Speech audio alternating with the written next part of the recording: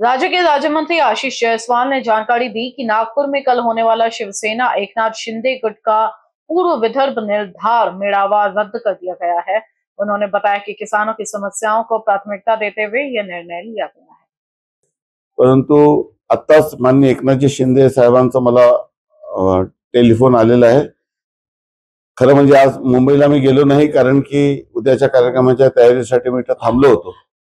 परंतु आता नुकतंच त्यांच्याकडून निरोप आलेला आहे की उद्या सर्व मंत्र्यांनी वेगवेगळ्या जिल्ह्यामध्ये जे पाऊस झालेला आहे त्याच्यामुळे जे शेतकऱ्यांचं नुकसान झालेलं आहे, तर सर्व शेतकऱ्यांच्या नुकसानाची पाहणी करावी आणि प्रत्येक मंत्र्यांनी वेगवेगळ्या जिल्ह्यात जाऊन शेती पिकाची पाहणी करावी, अशा पद्धतीचे निर्देश आत्ताच मला 5 मिनिटांपूर्वी प्राप्त झालेले आहे।